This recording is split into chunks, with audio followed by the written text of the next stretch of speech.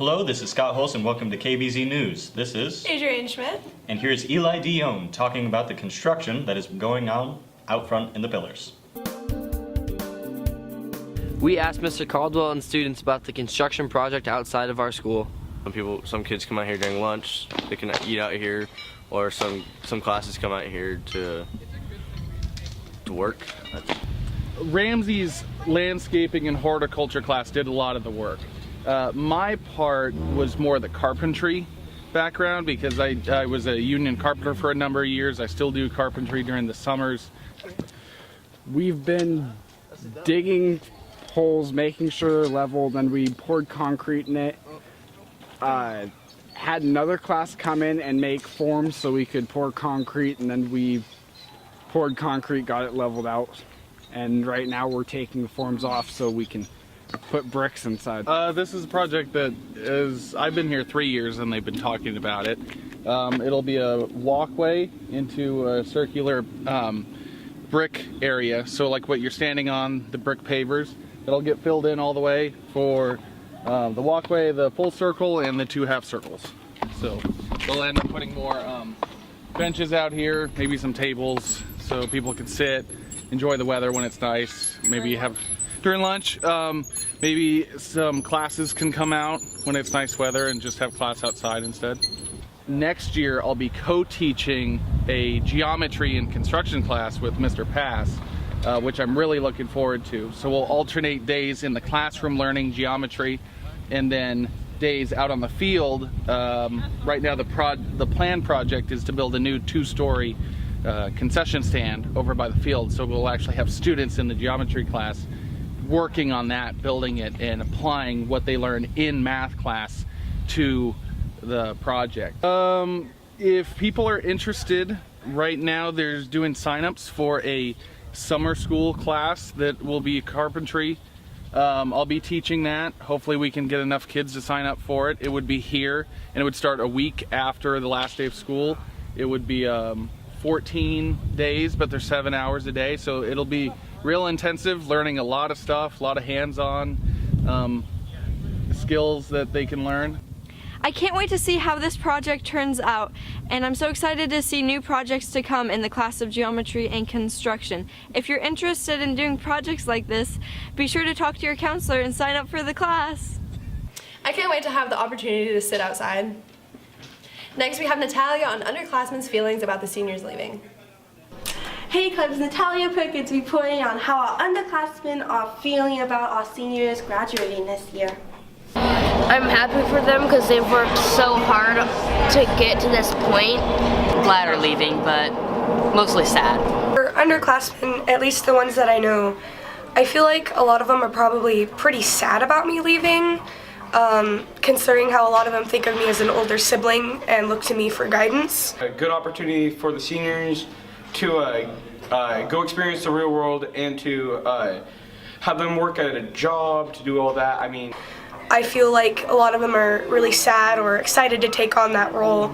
I was excited to have someone help with that role, so I hope that somebody else will take that and help the underclassmen get that help that they need and the reassurance. Has been Natalia Perkins reporting on underclassmen's feelings about seniors graduation.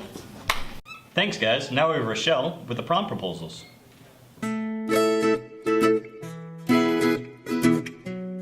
Prom season is now beginning. Dresses are being bought, reservations are being made.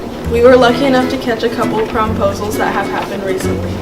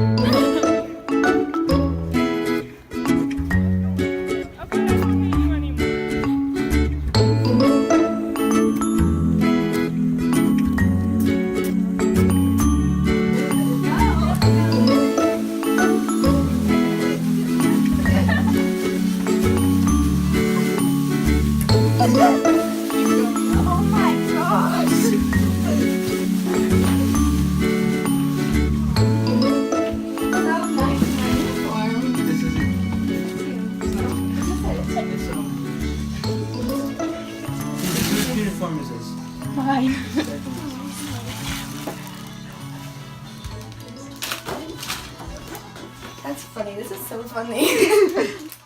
Way to be creative. Hope you all enjoy your big night. Now back to you guys. Remember, prom is June 3rd at McIntyre Hall. Next, we have Gina Munoz with the story of the seniors' last thoughts. Hi, my name is Gina Munoz and this is our story. Seniors are close to graduating. A lot of them have some final thoughts on high school. We went around and asked some seniors what they will miss most about high school, what their best memory in high school was, and their tips for future seniors. The thing I will miss most about high school is being able to hang out with my friends every day and being able to see them in general, because after graduation and such, we won't always have that opportunity. Definitely the really cool teachers, like you actually grow a bond with them, and like I'll miss that bond that I had with them. So yeah. It's like getting to see your friends all the time and really making like connections with people that you probably wouldn't have like talked to if it wasn't for like certain classes. My best memory in high school would probably be being able to go and watch the football team go to state and win there. Like all the dances, like homecoming, where you just like get to like spend the night with your friends and just not have to worry about school or anything. Last year's lip dub. That lip dub was amazing. There's so many people. It was crazy. It was there's a lot going on. There was chainsaws, man. Chainsaws. That's all I have to say about that. What tips do you have for future seniors? Don't give up. This is your last kind of year in high school. Don't make it last more than one. Like definitely like enjoy your senior year because it goes by really fast. Like you'll be 20 days from graduating and you like look back and realize like how much you probably missed out on because you were like worried about stuff like drama and stuff that's not gonna matter once you graduate. Figure it out, man. No, for real, like you guys gotta get your stuff together. Graduate on time, do your work, graduate on time, graduate, order your cap and gown and stuff like that, and then the last thing you're gonna have to do is graduate. Because you can't do anything without a high school diploma. As you can see, they had some great responses. Now back to you. What a great story. I'll really miss the seniors.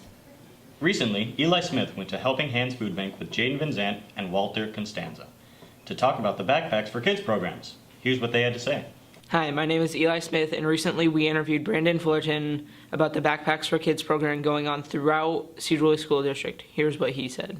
So we have a Backpacks for Kids program, and what it is, it's meant to fulfill the gap between, it's for students who are on free lunches. They'll go and they'll get a free breakfast, they'll go and get a free lunch, but in the evenings they might not necessarily be getting a good dinner.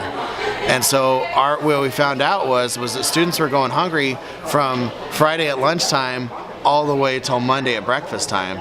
And so the goal of the Backpacks for Kids program is to address that by giving them a small bag of food to help them make it through the weekend. So back in January, we at the Varsity Volunteerism Club went to Hagen and Fred Meyer and a number of different stores in the neighborhood and in the valley. And we were able to collect 1,300 pounds of food for the backpacks. We also were able to collect $90 worth of food, so that translates into another, I think, about 400 pounds, $90. So. As far as our other stuff, we have a regular distribution once a day a week currently. We feed 750 to 800 families through that, which is today. We just have to come on the nice busy day. And we pick out some really nutritious, good food. 70% of it's donated by either grocery stores or people just like you and your parents. You guys can hold your own food drive if you want. I mean, anybody can do it. So 70% of it's donated. The remaining 30%, we use money that's donated to us to buy food at 4 cents a pound. So we'll get a whole pallet of stuff for a couple bucks. So that's through Food Lifeline, who's our partner on a national level. Their job is to support food banks. And so what they do is they only charge 4 cents a pound to cover fuel and transportation costs, but otherwise we get it for free. And that's all for this time. Now back to you. Thank you. If you want to help the food bank, call 360-856-2211 and ask about volunteering. Now here's John with the news of the Forestry State Trip. Hello, my name is John DeMayo, and today we have a story on forestry. In forestry, there are many parts of our competition. One thing is identifying trees of Washington. So this poster here highlights some of those trees. You get to walk through the forest and use a compass and calculate what the bearing of certain trees are from one tree to the next, and then you pace out and you find out the distance from one tree to the next based off of how many steps you took. There's a knowledge test. You identify pests and diseases. You identify tools, and there's some team activity components to that too. You also learn how to write a map and write legal descriptions for a certain location on a map. So very good skills that you can use in the future. The most fun that we've had in forestry so far was the part when we traveled. So we actually traveled to Chihuahua for our state competition, which was, we left school at noon and we got to where we were staying at 10 p.m. So quite a long drive. However, we made jokes, had fun, we're singing the whole time on the way there. It was really awesome.